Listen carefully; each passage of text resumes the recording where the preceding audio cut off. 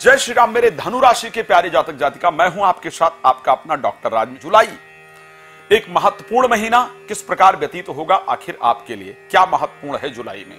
जुलाई में शनि वक्री होंगे, 29 जून को वक्री हो जाएंगे। आखिर क्या घटित होगा आपके साथ? धनु राशि काल पुरुष के भाग्य स्थान की राशि है, 9वें भाव की राशि है, बृहस्पति कृत राशि है। इस महीने कुछ खास चीजें आपके जीवन में घटित होने जा रही है, उस पर हम चर्चा करेंगे। भागेश और दशमेश का सुंदर जो संयोग इस महीने बनने जा रहा है उस पर चर्चा करेंगे। लेकिन उससे पहले आपके लिए खास सूचना, यदि आप चाहते हैं भागवत कथा कराना, राम कथा कराना या शिवपुराण की कथा कराना और चाहते हैं कि इन कथाओं के माध्यम से आपके पूर्वजों को मुक्ति मिले, आपके जीवन से पितृदोष इत्यादि दूर हो, आप जीवन में सफलता प्राप्त कर पाए, तो ऐसी परिस्थिति में और वो मैं आकर आपके लिए करूं तो आप मेरे साथ संपर्क कर सकते हैं। आप चाहे इंडिया में रहते हैं या इंडिया से बाहर रहते हैं या रहती हैं, हम सभी जगह आकर के इन कार्यक्रमों को करते हैं और भगवान की कृपा आपको प्राप्त हो, इस प्रकार का हमारा प्रयास आपके लिए रहता है। तो आइए चर्चा को आगे बढ़ाएं। रात को 9 बजे और दोपहर को 12 बजे मैं लाइव भी आता हूं, लाइव फ्री होता है। बाकी समय कॉल अपॉइंटमेंट लेकर के आप मेरे साथ चर्चा कर सकते हैं। तो आइए बात करें धनु राशि के लिए क्या परिस्थिति रहेगी। आपके राशि स्वामी आप सभी लोग जानते हैं कि इस टाइम 6th हाउस में गोचर कर रहे हैं, बृहस्पति 6th हाउस में गोचर कर रहे हैं। आपको बड़ा राय देना चाहूंगा, अपने मोटापे को कंट्रोल करके रखिए। बृहस्पति 6th हाउस में शुगर लेवल को बढ़ाते हैं, मोटापा देते हैं, इस पर ध्यान रखना बहुत जरूरी। लेकिन इस माह में आपके लिए कुछ खास होने जा रहा है, और वो खास क्या है? ज्योतिष में कहा गया है कि सबसे जो बेहतरीन राजयोग होता है, अगर लग्नेश का पंचमेश का संयोग बन जाए तो ये एक राजयोग है, चतुर्थेश पंचमेश का संयोग बन जाए तो ये अच्छा राजयोग है, पंचमेश सप्तमेश का राजयोग बन जाए तो ये एक संबंध बन जाए तो ये और बेहतरीन राजयोग है। लेकिन अगर 9th और 10th का संबंध बन जाए तो इससे बेहतरीन राजयोग और कुछ नहीं कहा जा सकता है।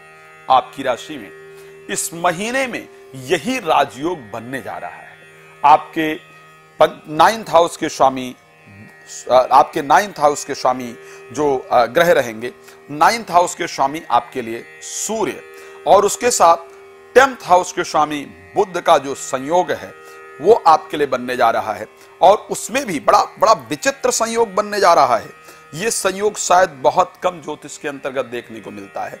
शुक्र, बुध और उसके साथ सूर्य, 3 प्लैनेट इस प्रकार का समय आएगा जब एक साथ होंगे, और वो समय होगा 17, 18 और 19 तारीख का। 17, 18 और 19 तारीख, ये 3 दिन आपके जीवन में एक राजयोग प्रदान करने वाले दिन होंगे।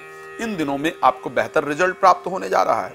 इस महीने में जो नवदंपति संतान को लेकर के बहुत परेशान थे या परेशान थी, आपको लगता था कि जीवन में जनरली, मैं खैर इस शब्द को नहीं कहना चाहता हूं, लेकिन ज्योतिष की बात आई है तो कहना पड़ेगा कि एक पुत्र संतान जीवन के अंतर्गत प्राप्त हो जाए, तो आपको कहना चाहता हूं मेरे धनु राशि के प्यारे जातक जातिका, इस महीने एक संतान का शुभ समाचार आपको प्राप्त हो या आपके घर में संतान की उत्पत्ति हो, और स्पेशली पुत्र संतान के प्राप्ति का जो संयोग है वो इस महीने आपके जीवन के अंतर्गत बनने जा रहा है। एक बात जरूर कहना चाहूंगा, इस महीने आपको जीवन को नए सिरे से प्रारंभ करना पड़ेगा। बिकॉज आपके बुध जो 10th हाउस के स्वामी हैं वो 8th हाउस में आकर के गोचर करेंगे, जिस कारण से जिंदगी को दोबारा से शुरू करना पड़े, जीरो से लाइफ को दोबारा स्टार्ट करना पड़े, इस प्रकार की परिस्थिति आपकी राशि के अंतर्गत निश्चित रूप से बन रहा है।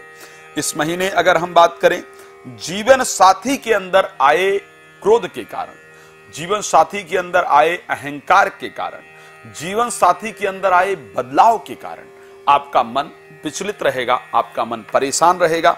लेकिन परिस्थितियों को बहुत सावधानी से हैंडल करेंगे तो निश्चित रूप से आपके जीवन के अंतर्गत बेहतर परिस्थिति आपको देखने को प्राप्त होगी। तो ये कुछ परिस्थितियां हैं जो आपके जीवन के अंतर्गत दिख रही हैं। जीवन साथी के भाग्य का उदय इस माह में आपके जीवन के अंतर्गत दिख रहा है, लेकिन प्रोफेशनल लाइफ को लेकर बहुत सावधानी की आवश्यकता इस माह के अंतर्गत आपको देखने को मिलेगा।